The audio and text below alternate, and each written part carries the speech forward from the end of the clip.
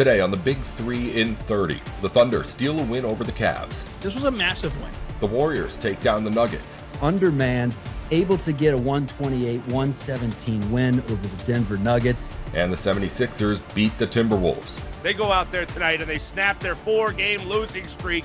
This is the Big 3 in 30 NBA. The 3 biggest stories in the NBA from our local experts at the Locked On Podcast Network. We bring you the real story, why it matters, what's next, who wins the big game, and more, all in 30 minutes. The Big 3 in 30 NBA starts now.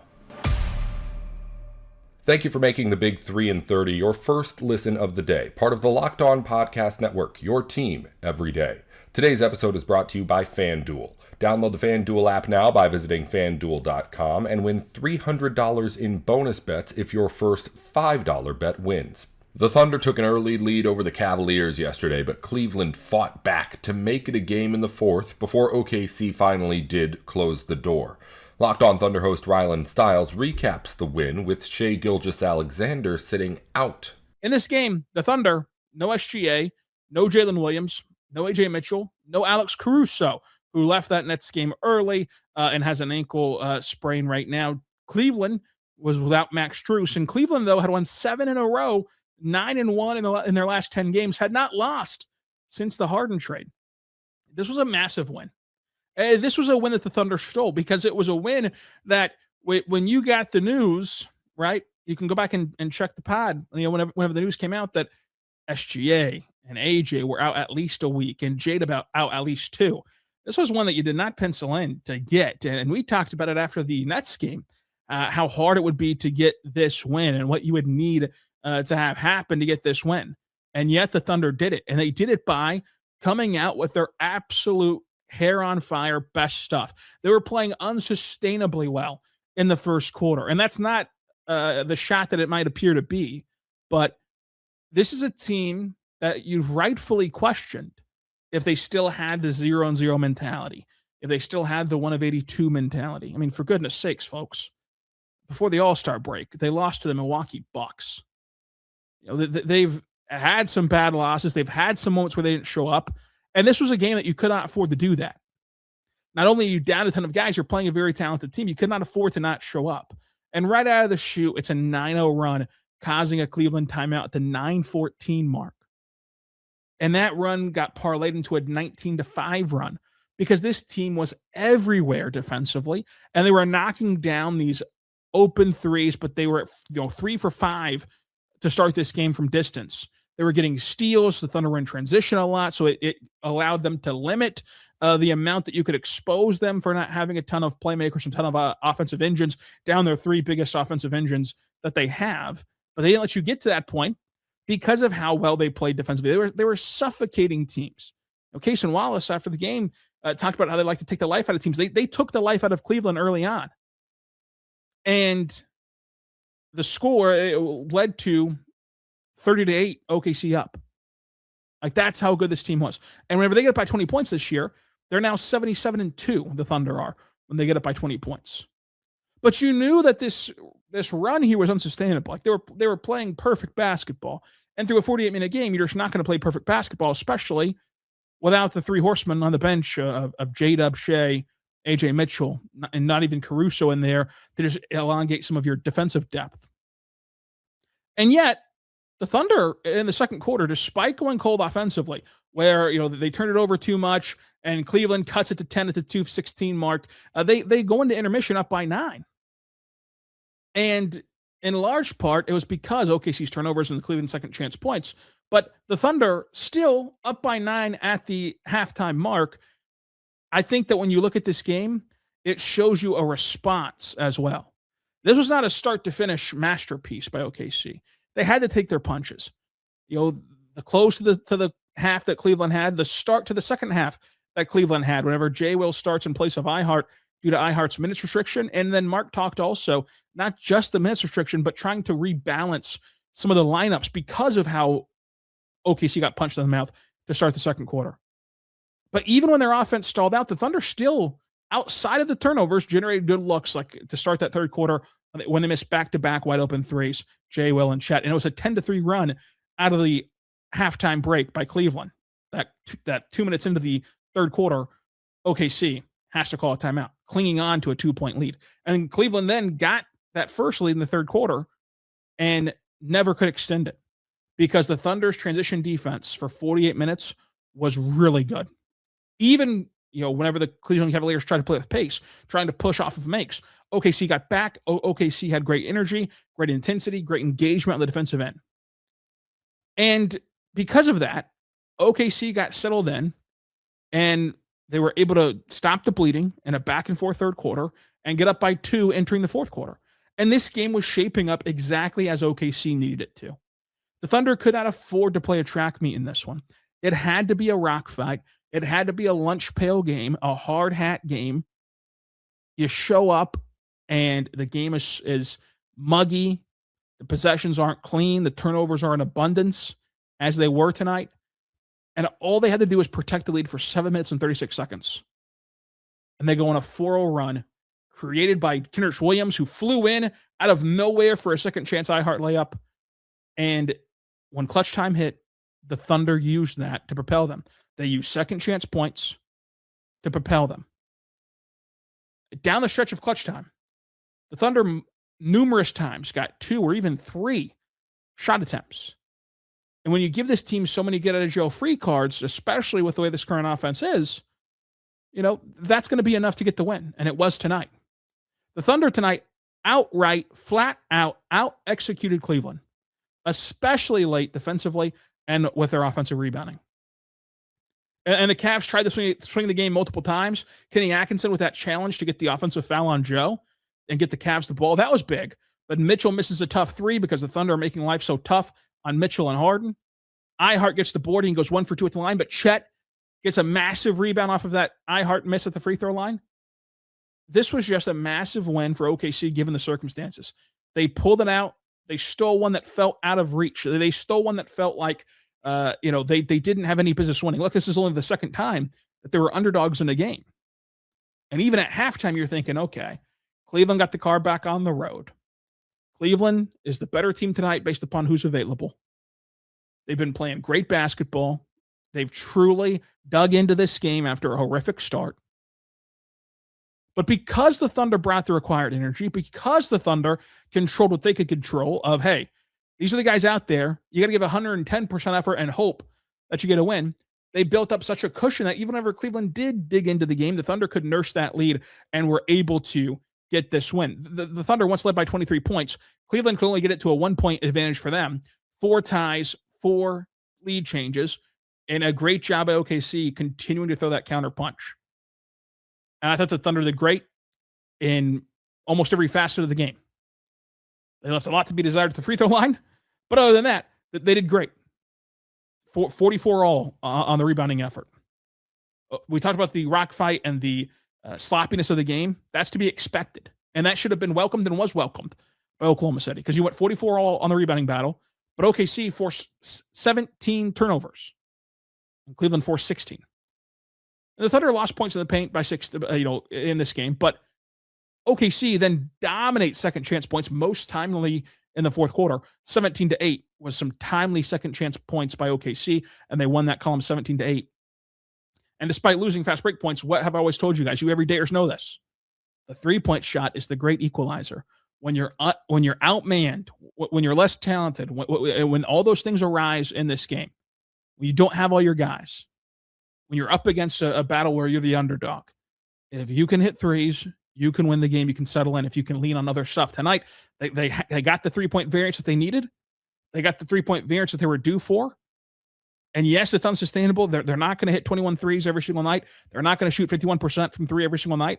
But they found a way to win because of it. Because once they got the threes to fall, then the defense becomes a much bigger deal. Then the offensive rebounds down the stretch become a much bigger deal because you flatten the game. The Thunder made 21 threes tonight to Cleveland's 13. The Thunder shot 51% from 3-point land compared to Cleveland's 33%. Look at everything else from Cleveland. Both teams shot 44% from the floor. Cleveland shoots 73% from the charity stripe. OKC shoots 64% from the charity stripe. Again, making 16 of 25 free throws. The Thunder need to clean that up, and it was important that it didn't cost them the game tonight. But overall, you really like what you saw from the Thunder and from their resilience and from their ability to answer the test, answer the call on ABC, an electric crowd tonight. Mitchell and Harden each had 20 points, but they had to work for it. The Cavs score 4. None of them got the 20-plus shot attempts. Mitchell was the closest one. He missed 10 of 19 attempts. Allen and Mobley were just not impactful at all in this game. They took out the Cavs score 4. They launched threes and knocked them down. It flattened the game, and it got OKC a big win, an unexpected win. Dare I say, a momentum-grabbing win. We'll see how they carry this into Tuesday against Toronto. You know, you're not out of the woods by any means. This is still going to be a very tough stretch for Oklahoma City down these guys. But again, when we were looking at this on Thursday night, when this was all announced about the injuries, you said you got to get Brooklyn because there's not a ton of wins out there for you. You just stole one. You steal another one, and all of a sudden this is an elite stretch. All of a sudden this is an impeccable stretch. And we'll see what they do in Toronto Tuesday. We'll see what they do on the second night of a back-to-back against Detroit. Ever wanted to experience the NBA Finals live and in person? FanDuel is giving you the chance to turn that dream into a reality with their NBA sweepstakes. Here's how it works. Use your profit boost on any NBA future and you'll automatically be entered for a shot to win an NBA Finals trip for 2. That's right, flights, tickets, the whole experience. If you're already looking at the board and thinking about which team can make a deep run, this is the perfect time to lock it in.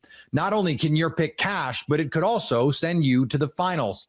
Visit FanDuel.com to get started. Use your profit boost on an NBA future and get entered for your chance to win a trip to the NBA Finals. Play your game with FanDuel, the official sports betting partner of the NBA.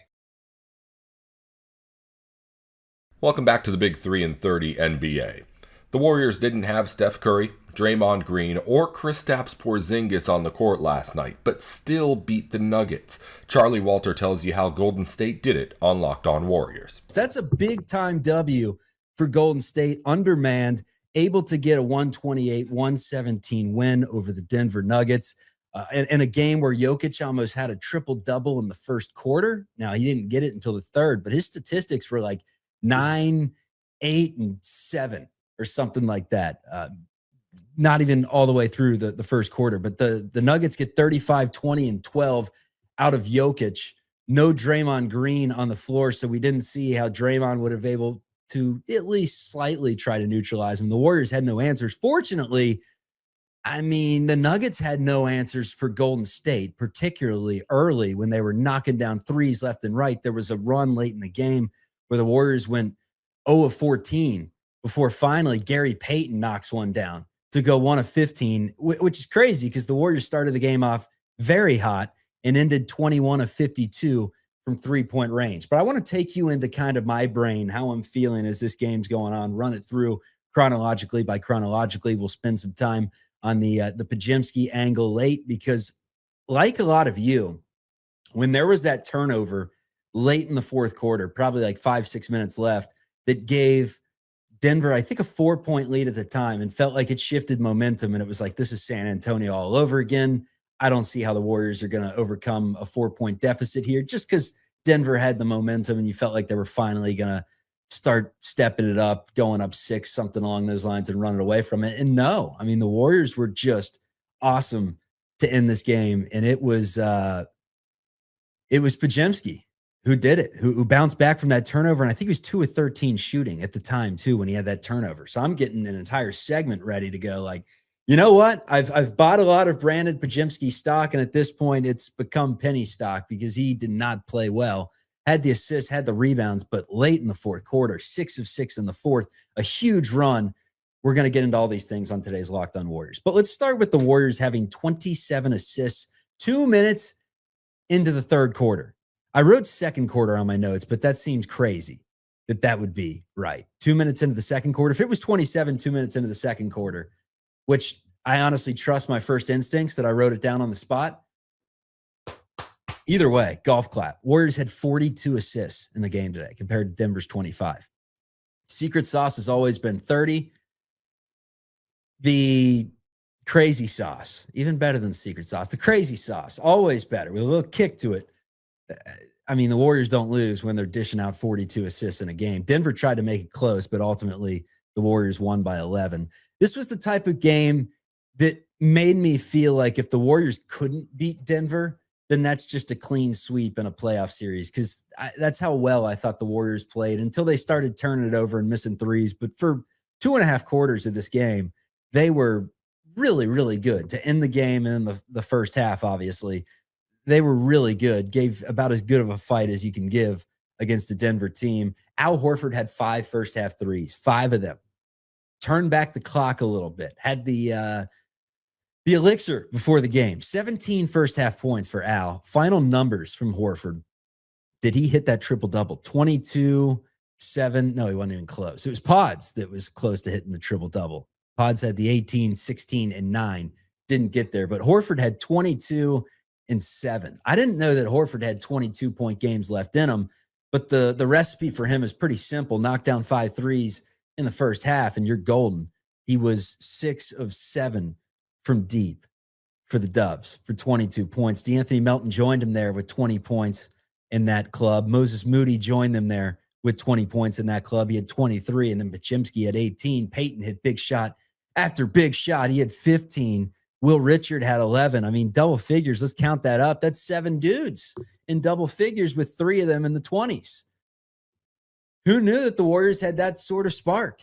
And I think we've all known that they've had it from time to time, but there's never any consistency. And that's what's so crazy is today was one of those games where start to finish, it was very consistent from everyone. Guy Santos was knocking down shots. He was 6 of 7, 17 points. A lot of claps on today's show, but that was the first time in his career that he went back-to-back games with 17 points. He's doing this consistently. Also had 5 rebounds, 7 assists. Gooey, as some call him. Guy's good, man. He's a good ball player. Horford's still good, pushing 40. DeAnthony Melton all the way back.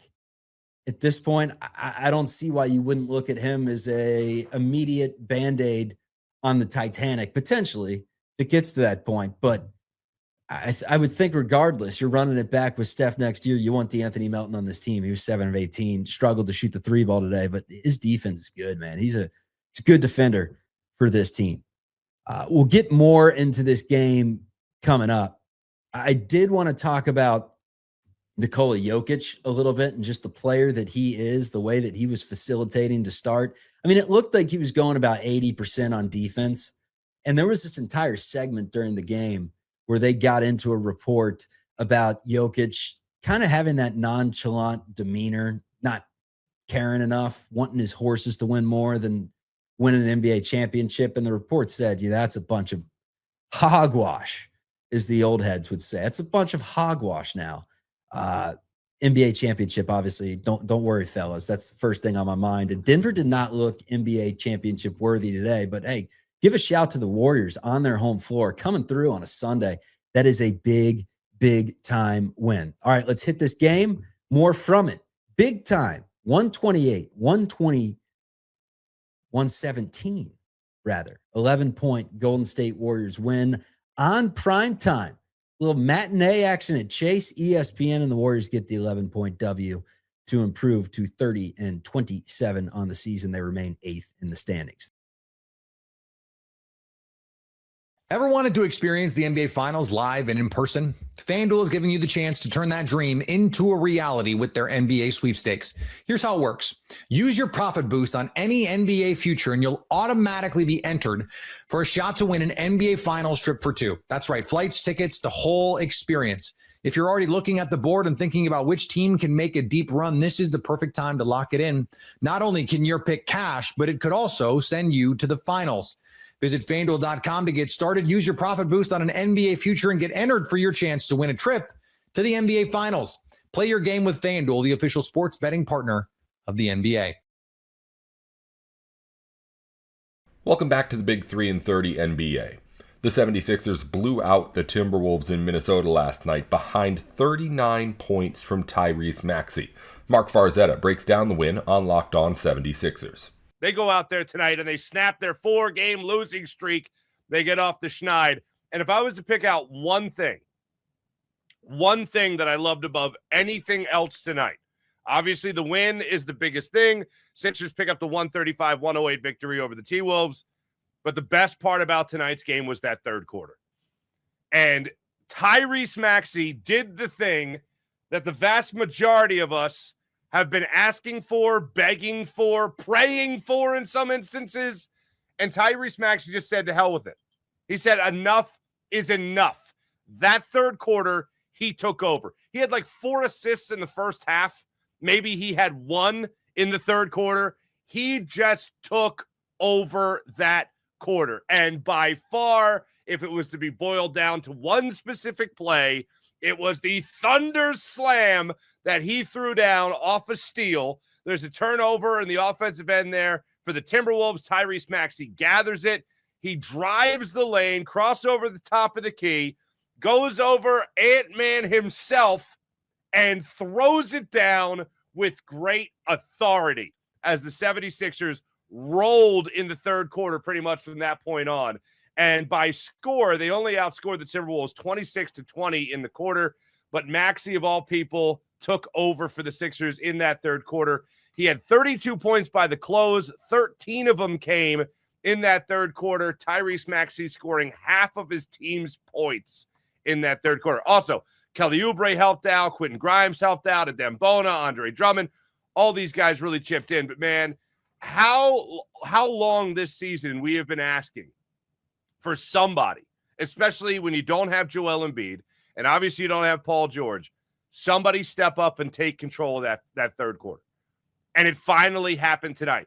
And after Maxey threw down that slam, again, about the 7:30 mark of the third quarter, he stirs down Anthony Edwards. He's got his chest out a little bit. Knocks down a 3 later in the third quarter. Bang. And he just left it up there. He left the evidence, as they like to say. That was what we've been begging for all year. I can't say it enough. I'm thrilled with the way Tyrese Maxey and really the entire Sixers team performed in that third quarter. The other thing about it was they dictated the pace of play. If Anthony Edwards was hitting a 3, whatever was happening, they just controlled the pace of play throughout. The way that went for the most part was after that throwdown by Maxey, he gets another fake pass drive through the layup, hits the floater. VJ Edgecombe hits one of his 6 threes. We'll talk about that a little bit later. Maxey hits another 3. That's the one where he left the evidence up there to make it 90-78 at the 110 mark of that third quarter.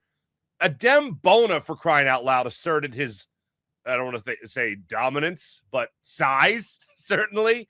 Backing down to the rim and being able to get the layup pretty easy.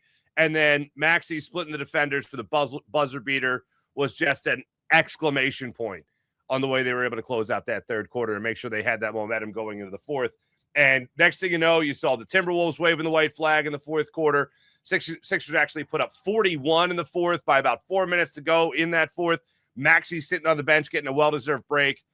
I heard a little bit of his post-game interview on NBC Sports Philadelphia before I came into the studio to obviously do the show with you guys, but I just heard him say, no, this is what they were due for. Not due for, but this is what they needed.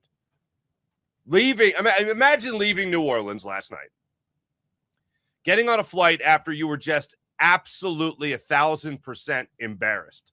Keith and I were actually texting about it this morning, and it was a joke of a game. It was a heartless game.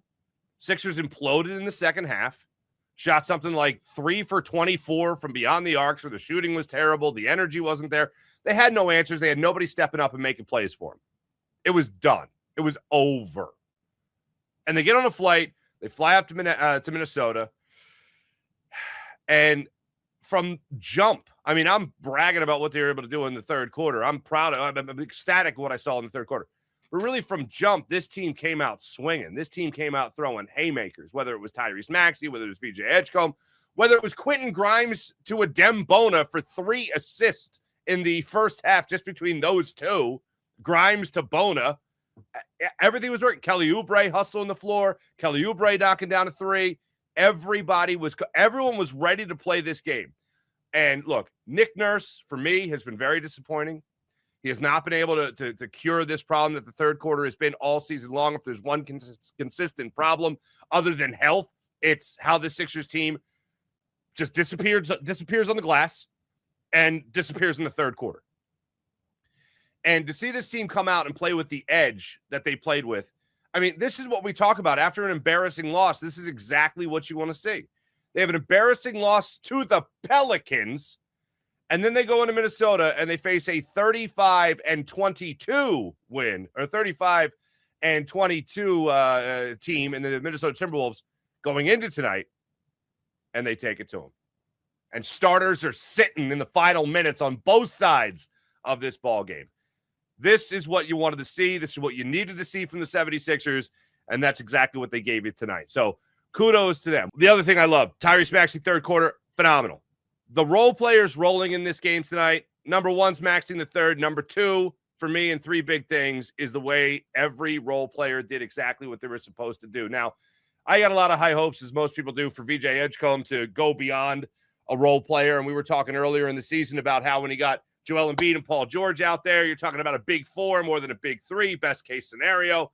Well, tonight, VJ Edgecombe was absolutely, at worst, Robin to the Batman that was Tyrese Maxey. So, VJ, what I loved about his game tonight was just how steady he was from three. All-out hustle all the time from VJ Edgecombe. 19 points by the close of the third quarter. Great to see that kind of production from him. And then when push came to shove and you saw what he was able to do from beyond the arc, I referenced his great shooting from that tonight. It was 6 of 7, 8 of 18 from the floor in general, 24 points, only attempted 2 free throws, came up with 7 rebounds. But here's one of the things you can love about VJ Edgecombe. All those other great numbers, fine. 1 assist. It irked him the other night that he had 0 assists. It irked him the other night he had 0 offensive rebounds. Well, tonight he had 1, and he had 6 on the defense side of things for 7 rebounds in total. All in all, I'm just loving watching the progression of this kid tonight. And one of the things I really loved, too, was just the flat out, not just progression, but aggression. Just like I praised Tyrese Maxey for how he was able to come out in that third quarter and just say, not today. There's no third quarter collapse today. We're not packing it in. VJ Edgecombe said, I'm going to be that guy tonight. You saw it with his typical aggression towards the basket, but more so today, it was just being so steady from beyond the arc. Whether it was catch and release threes, whether it was corner threes, whatever he was doing, he created his own shot on 2 of those occasions, shook the defender, rose up for the shot, knocked it down. That's a veteran kind of play from a rookie. So I love seeing that from VJ Edgecombe tonight. When I say the role players roll tonight, VJ is the number one guy who comes to mind. You can also talk about Kelly Oubre getting it done on both ends of the floor tonight, both defensively and offensively for the Sixers. He knocked down a couple of threes. Loved what I saw from him. But then you go down off the bench and you see Quentin Grimes giving you 19 points off the bench for the Sixers. And then he also contributed 7 assists for the Sixers. If I had to, at least 3 of them were to Adem Bona in the early goings, maybe 4 in total. But I thought Quentin Grimes shot the ball well from beyond the arc. He was 5 of 8, but also was able to find the guy streaking to the basket. Dom Barlow had a couple of great finishes around the rim tonight. One of those was on an assist from Quentin Grimes. I mentioned the ones from Bona earlier. Everyone just had their head on a swivel. And I heard Kate Scott say during the game tonight, going into this game tonight, it's their 11th back-to-back of the season. They were 7-3 in those 10 back-to-backs prior. Well, obviously tonight they won. So now they're 8-3 in their 11 back-to-back, the second game of their 11 back-to-back so far this season. In the second leg of the back-to-back, they're 8-3. That number is honestly shocking to me because I just feel like they just, oh man, they drag. The game that I'm really worried about is when they eventually come back home after this 3-game road trip, because they have lost a lot of games at home. They're barely a 500 team. Well, first off, at home in general, but also coming back after a 2+ game road trip, they come home, they lose. That just seems to be the concept. Well, at least, 60% of the time, that's the way it's gone down, unfortunately, this season. But all in all, what you saw from the Sixers tonight and their role players, whether it be Grimes, whether it be VJ, whether it be Oubre, whoever it might be, they came out there tonight and they helped secure this Sixers victory. And even if it's a time, if Maxey, and there wasn't a lot of them tonight, Maxey goes cold or whatever, throughout the season, we've waited for somebody else, especially in the non-PG, non-Joel world, waited for somebody else to step up. Tonight, it really wasn't needed as much, but it was certainly there. from Barlow to Oubre to Grimes, these guys were there. Hell, Bona even looked more aggressive. And I didn't even look during the game. Yeah, okay. He's a walking foul. God bless him. 5 fouls on the Dem Bona tonight because they see him and they go, that's probably a foul. Yeah, through different parts of the game, I thought he was moving his feet a little bit better. Not many, unfortunately. Yeah, so he also had 5 rebounds tonight. Did a Dem Bona. But all your role players, they contributed for the Sixers tonight. And look, as I was saying earlier, I look at a guy like Nick Nurse and I wonder, when is he going to crack the code on how he can get these guys playing well, even if they're not with their best, if they're not with PG, if they're not with Joel Embiid? How does Tyrese Maxey get back to a high level of play? In the early goings of this game, a lot of these guys looked locked in. Maxey looked tired. If you watch the first minute of this game, Maxey had 2 very bad turnovers, both of them bad passes. I saw he even went up to Kelly Oubre after the first one, and Oubre was like, no, that was on me. And anyone who watched it knows that was not on him. That was on Tyrese Maxey. But, man, did he bounce back. And the rest of the team was right there as well. Very worried about how the legs would be. The second game of a back-to-back on the road. Just the second game of obviously a 3-game road trip here. But everyone responded. I don't know what Nick Nurse is saying after the game. I don't know what he said during the game. I don't know what he said before the game, or if this team was just ready to go. The other aspect of it is, I mean, obviously Anthony Edwards, All-Star Game MVP on the other side. They just played on the same team, Maxey and him during the All-Star Game. VJ, a rising star, is MVP. Everybody had a pretty good All-Star break. Maybe they're just looking to stick it to Ant-Man a little bit in this game. You never know where the edge could come from. Maybe it was just a matter of what Tyrese Maxey had to say right after the game, which was, yeah, this is what we needed to do. We needed to.